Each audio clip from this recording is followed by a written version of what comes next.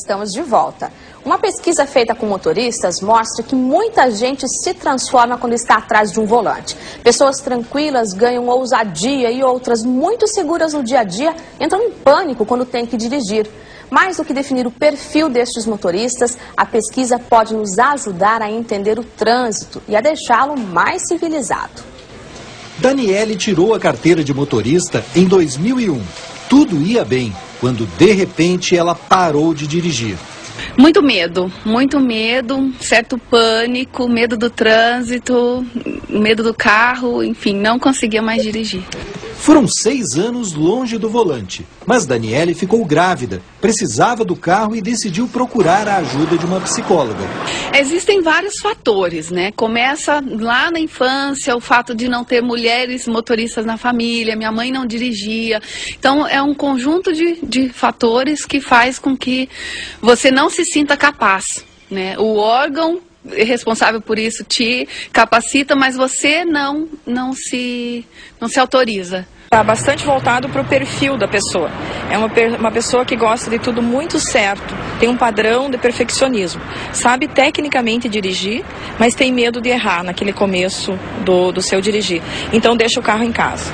Agora ela anda de carro para cima e para baixo, com o filho Enzo de carona. Tá maravilhoso, é muito bom. Você se sente bem mais segura agora? Com certeza. Hoje eu dirijo com prazer. Esta psicóloga pesquisa o comportamento no trânsito há 15 anos e explica que aqueles que sentem medo são exemplos de apenas um dos vários tipos de motorista. Os donos do mundo, que são aquelas pessoas que fazem uma conversão de maneira inadequada, se conversa, eles continuam dizendo que tem razão. Os de comportamento mascarado, que são pessoas aparentemente adequadas no trabalho ou em família, no trânsito também brigam, mas depois reconhecem e pedem desculpas. Os motoristas cautelosos, que é o tipo de motorista ideal, que é gentil no trânsito, que se importa com outro motorista. Os fóbicos, que são aquelas pessoas que então deixam o carro em casa, que mesmo tendo um perfil bom, mas não dirigem. E os perigosos por natureza, que são aquelas pessoas estudadas na psiquiatria, que podem ter um surto psicótico no trânsito, que pode matar outra pessoa. Longas distâncias, muitos compromissos, a luta contra o relógio obrigam as pessoas a passar cada vez mais tempo no trânsito. Alguns motoristas estão fazendo do carro uma extensão da própria casa. Diogo é um destes motoristas. O porta-malas do carro lembra um guarda-roupas. 2 pares de tênis, raquetes, mochila, roupas para várias situações.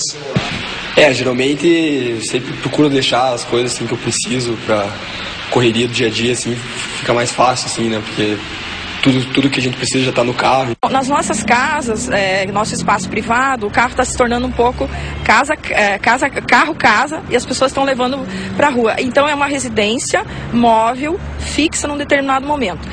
Então às vezes também contribui com alguns conflitos. As pessoas estão saindo das suas casas, entrando nos seus carros, indo para o trânsito, achando que o trânsito é delas. A psicóloga Neuza Coraça classificou os carros-casa em pelo menos 6 categorias.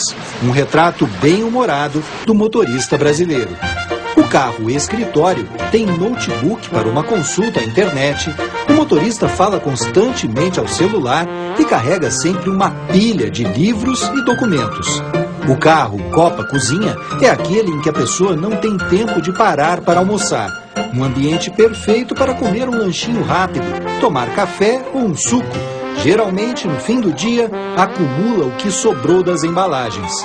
No carro-quarto, o motorista não tem o menor problema de tirar aquela soneca. É o caso de médicos e outros profissionais que fazem plantões ou trabalham à noite. No carro-banheiro, são comuns as trocas de roupa, de fraldas do bebê e até aquele retoque na maquiagem. No carro sala de música, sempre com os vidros fechados, o motorista ignora o barulho das buzinas lá fora e relaxa, escutando a melodia preferida. Tem ainda o carro sala de estar, aquele em que a mãe, o pai e os filhos se reúnem para pôr a conversa em dia, mas que também serve para os casais discutirem a relação. Enquanto esses carros estão passando, a gente pode perceber assim, É imenso o número de características e personalidades de pessoas dentro dos carros. Depois a gente pode olhar pelas casas, pelas famílias. Tem aquelas famílias que têm a sua casa sempre aberta, as pessoas chegam, são bem recebidas. Tem as outras famílias que você tem que marcar hora para visitar. E tudo isso está aqui no trânsito, é um lugar único. É um lugar único. Porque nos outros locais as pessoas se reúnem por afinidade. E aqui não, estamos todos. A pesquisa, que rendeu 2 livros, ajuda a entender esse universo cada vez mais complexo, que ocupa boa parte da nossa vida. Eu acho que o mais urgente é a consciência de que estamos todos negociando esse espaço e não disputando. Acho que a hora que a gente se conscientizar disso, que despertar para isso, que o nosso colega de trânsito está na mesma situação e fazer parte e não ver o outro, que é como se a responsabilidade fosse do outro, aí já começa a melhorar. Pode ser o primeiro passo para um trânsito melhor. As pessoas precisam repensar um pouco o volante da sua vida, como é que elas estão entrando no carro, trabalhar autoconhecimento, acho importante. Acho importante as famílias também estarem, então, assim, tem um indivíduo trabalhando ele, o autoconhecimento, a família também, acho que reestruturar um pouco isso. Na questão coletiva, ter mais gentilezas, educação. A gente tem saudade um pouco dessa questão do por favor, da licença, por causa do atropelo que as pessoas estão, né? Aí esse fator precisa fazer escolhas, é o segundo ponto. As pessoas precisam aprender a fazer escolhas. Ninguém mais dá conta de uma lista imensa de coisas para fazer. Então fazer algumas escolhas, saber dizer não. E um terceiro momento é ter, por causa dessa poluição sonora e visual que nós temos nas grandes cidades, quando a pessoa puder ter mais contatos com a natureza, porque a origem do ser humano é a natureza, aonde ele conviveu, né? Não é o trânsito, com certeza. Isso é muito recente nas nossas vidas. Estamos nos adaptando.